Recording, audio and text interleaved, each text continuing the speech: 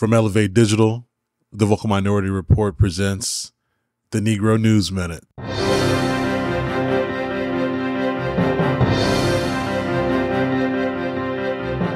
Dateline, Cleveland, Ohio.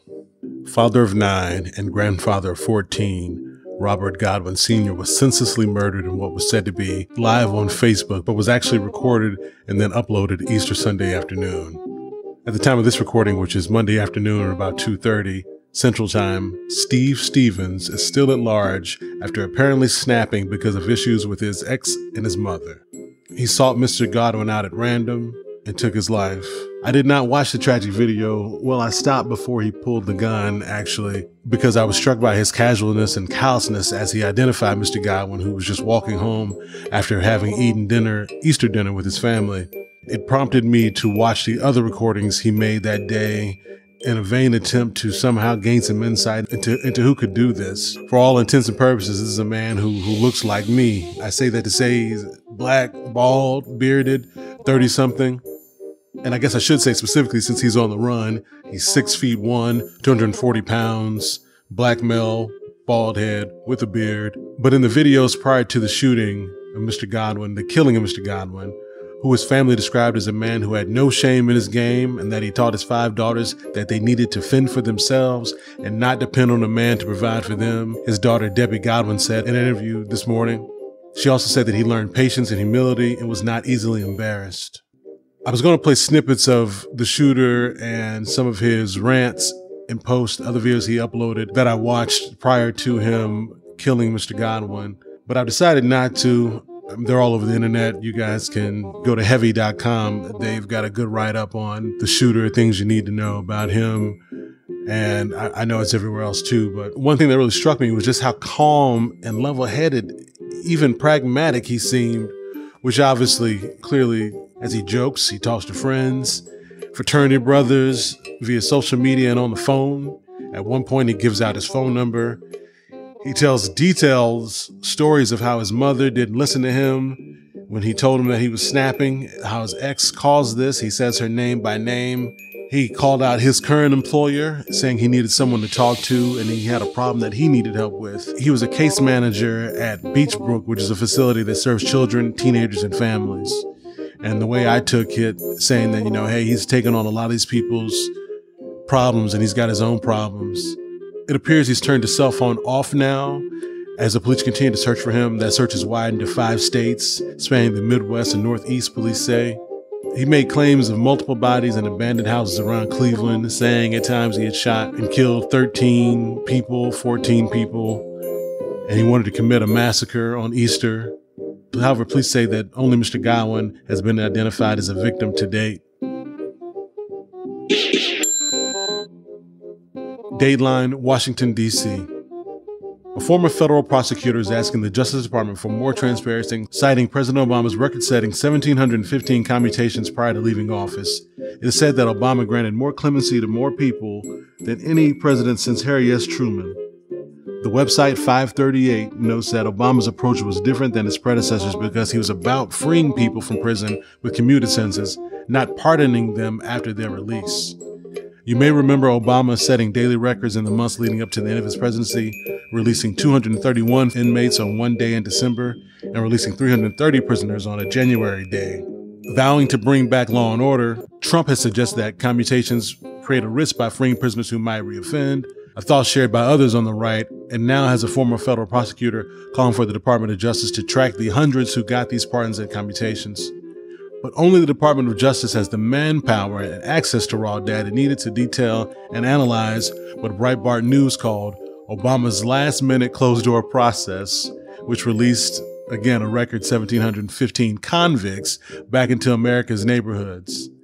At least one other group has tried to gauge the impact of President George W. Bush's pardons, but that group had to hire 3 researchers to assemble only some of the data that the federal government has at its fingertips but does not share. While I do agree that transparency from the government is important, critical, in fact, especially crime statistics as it relate to drug offenses and Part 1 crimes like murder and rape.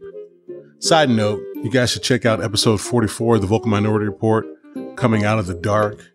We had on investigative reporter Madeline Barron, host of the hit podcast In the Dark, and we got into some of those misreporting and non-reporting of really heavy crimes, actually, across this country. So you guys should check out episode 44 there. But back to this, though. So I agree with this call for the Department of Justice to be open about all of the crime statistics in the U.S., not just on the less than 2,000 Obama let out. Former federal prosecutor Bill Otis has said that what Trump is doing regarding transparency around crimes committed by illegal aliens is a good example of what officials should do with information about Obama's computations.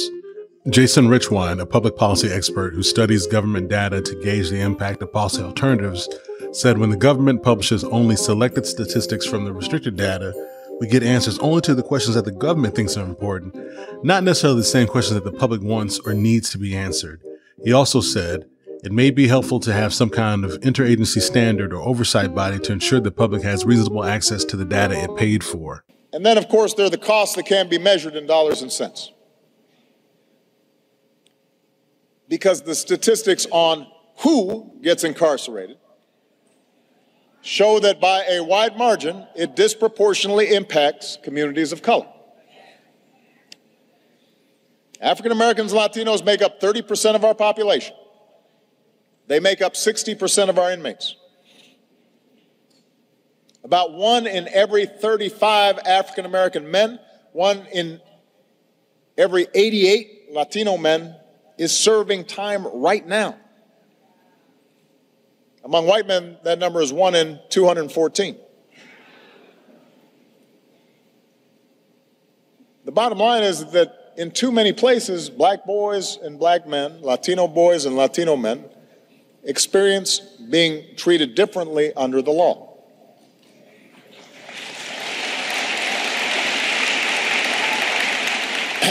And I want to be clear, this is not just anecdote. This is not just barbershop talk. A growing body of research shows that people of color are more likely to be stopped, frisked, questioned, charged, detained. African Americans are more likely to be arrested. They are more likely to be sentenced to more time for the same crime.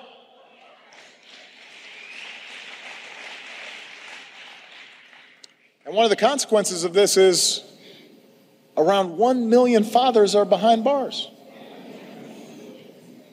Around 1 in 9 African American kids has a parent in prison. What is that doing to our communities? What's that doing to those children? Our nation's being robbed of men and women who could be workers and taxpayers, could be more actively involved in their children's lives, could be role models, could be community leaders.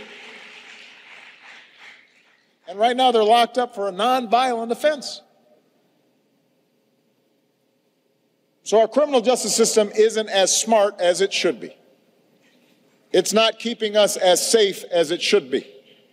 It is not as fair as it should be. Mass incarceration makes our country worse off, and we need to do something about it. That was President Obama addressing the NAACP in 2015. The group ProPublica tried to study the patterns in pardons approved by President George W. Bush and recognized that whites were still nearly 4 times as likely to be pardoned as minorities overall. That's from the 2011 report. It should also be noted that more times than not in reporting, Hispanics are often categorized as white. And when it comes to Hispanic petitioners, they're classified as white in most federal court and prison records. But back to federal former prosecutor Bill Otis. He also said to Breitbart that in deciding the real basis for Obama's nearly unprecedented clemency binge, of course it would be useful for the public and the press, if it had any interest, to be able to see more of the story behind the clemency decisions. One other thing, he said, liberals are forever telling us that we need data-driven policy, only they seldom welcome the data. Well, as a dirty lib myself, I welcome all the data, Mr. Otis. Dateline North motherfucking Korea. After the apparent failed missile test launched by North Korea on Saturday, White House National Security Advisor H.R. McMaster said, This latest missile test just fits into a pattern of provocative and destabilizing and threatening behavior on the part of the North Korean regime. He said that on ABC's This Week program. This latest missile test just fits into a pattern of provocative and destabilizing and threatening behavior on the part of the North Korean regime. There is an international consensus now, including the Chinese leadership, that this situation just cannot continue. Also, according to Reuters, U.S. Vice President Mike Pence put North Korea on notice today, warning that recent U.S. strikes in Syria and Afghanistan showed that the resolve of President Donald Trump should not be tested. Just in the past 2 weeks, the world witnessed the strength and resolve of our new president and actions taken in Syria and Afghanistan, Pence said in a joint appearance with South Korean acting president Hwang Kyo-yan. Pence also said, quote, North Korea would do well not to test his resolve or the strength of the armed forces of the United States in this region.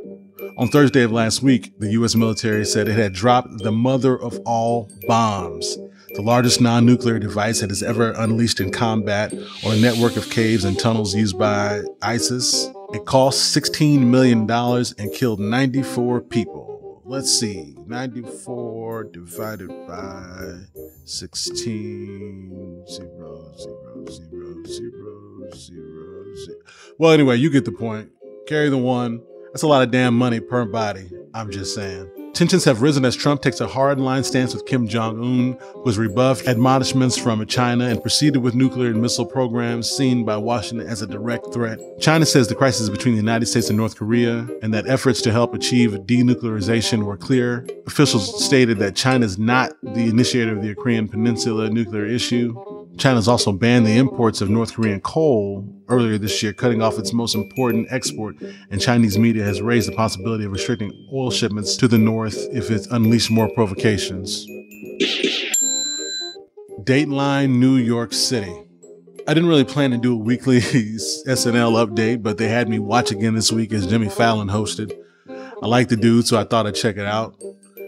It was also an historic episode. It aired live all across the country for the first time ever. There were no tape delays, so everyone got to be on the same page and see, although I watched it Sunday afternoon on Hulu, but really only tuned in to see, as I mentioned, if Melissa McCarthy is going to be on there playing Press Secretary Sean Spicer.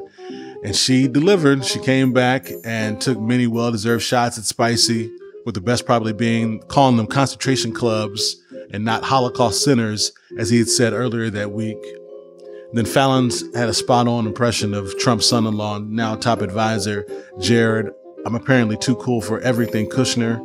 Other than that, regular show, don't have much to say. But the Sean Spicer thing had a special touch because I didn't realize this, but he actually dressed up as the Easter Bunny back when the Bushes were, George W. and Laura were in the White House. He dressed as the Easter Bunny, and apparently that's a sore spot for him. So for them to have that insight and play upon that was genius. They also put her in the motorized cart. I don't fully get what that's about, but hey, it makes me laugh. For Elevate Digital, the Vocal Minority Report, this has been the Negro News Minute. All power to the people. Peace.